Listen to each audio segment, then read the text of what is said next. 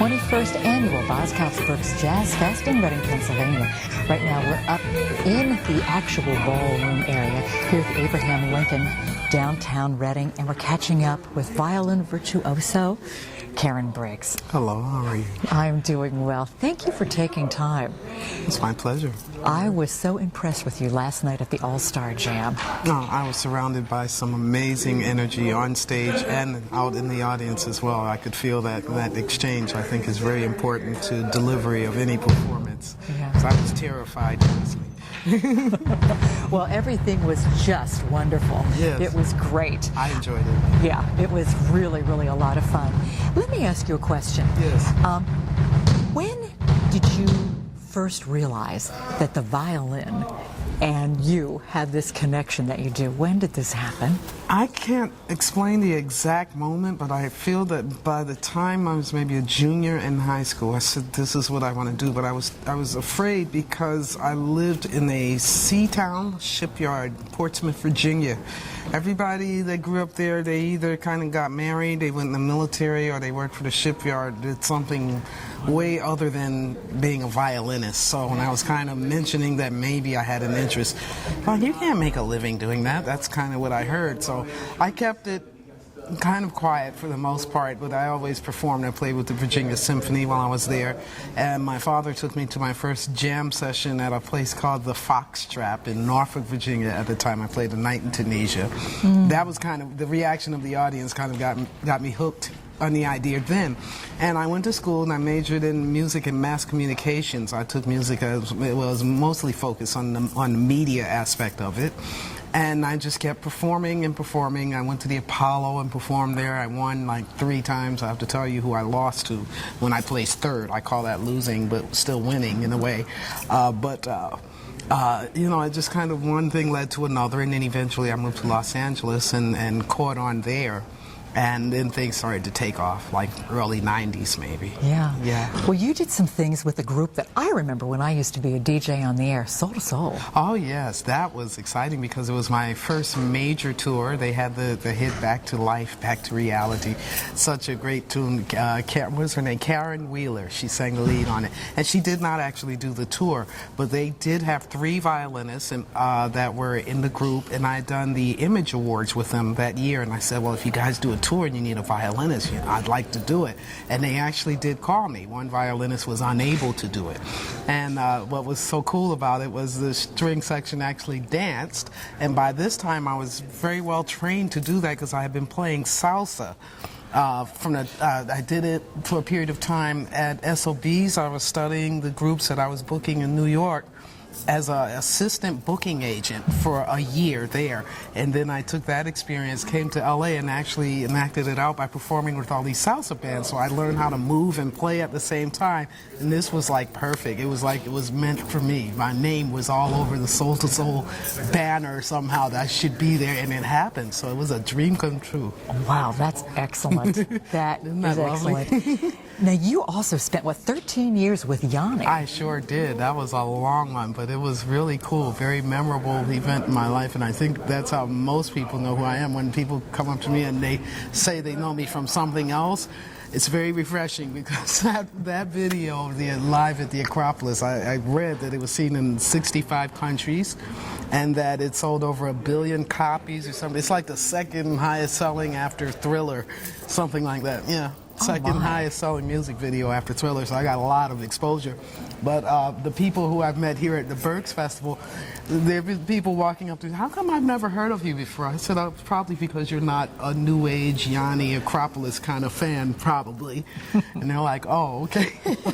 And they still don't know, you know, which is refreshing to me. So many people, they talk about that, and it was seen by a lot of people, to say the least. Yeah. Well, you're doing a lot of different things these days, and in fact, there's going to be sound check shortly right behind us here. Yes. Yeah. They're almost there. Yeah. Tell me about what's going to be going on tonight. Well, tonight I'm doing a guest appearance with Chieli Minucci in special effects, which is an honor because I think for me, I was born a little too late to catch the high point of the fusion era in jazz, and by the time I became old enough to really participate and play, and I the time I got to know these people, it was pretty much over, except for the fact that wonderful festivals like this keep it alive.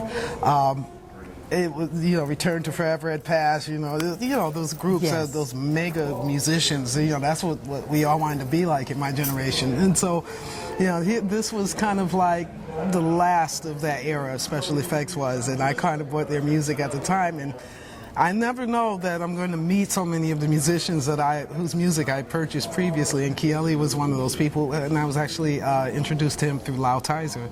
So we're all playing here. Tizer is here, Kieli and his band, and Leslie, I flew in for the jam session, and Lau Tizer just got here today. Okay. So it's going to be fun.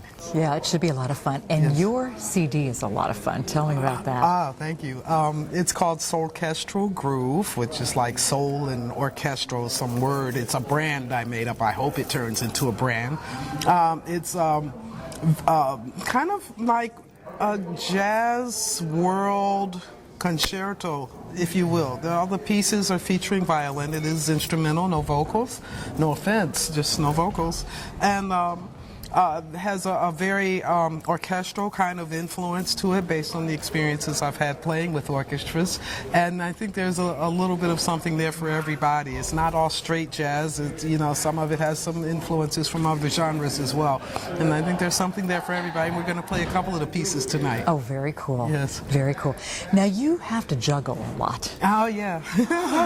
Being mommy and musician and cooking and laundry and, do all of those things. I love coming to work and do the gigs because it's a guiltless outing, usually away from my kids when they're in school. My youngest is actually 10 months, so she's not in school yet.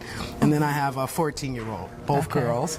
And when I'm at home, I'm super mom, running this place, that place, pick her up, take her to track practice, dance, hip hop, and you name it.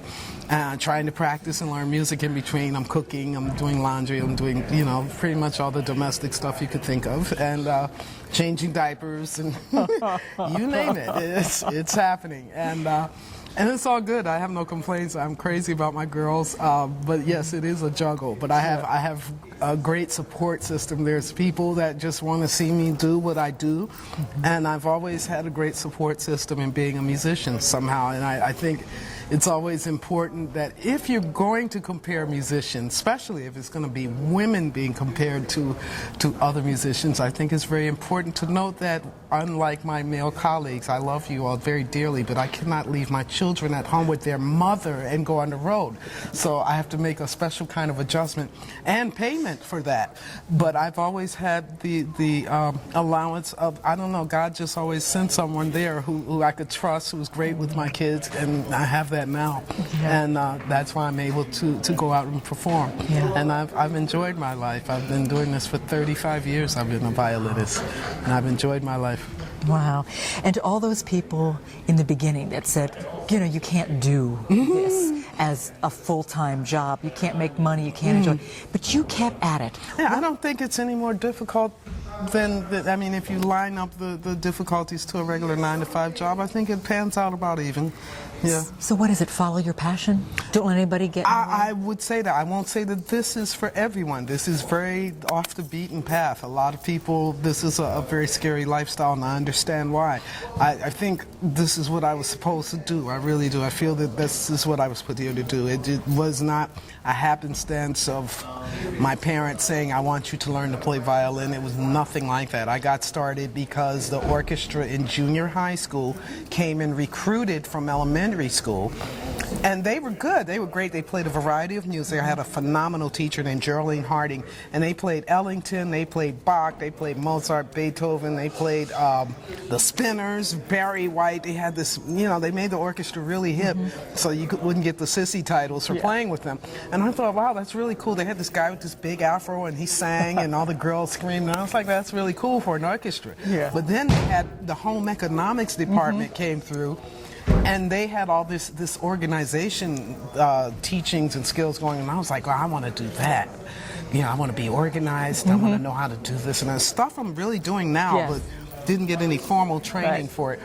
And so when I came home and told my mother, she was stirring some food, and she says, so I said, we can pick a class of our own now, an elective. She's like, so what did you choose? I said, home economics. And she never looked up, and she just said in this very deep voice, choose something else.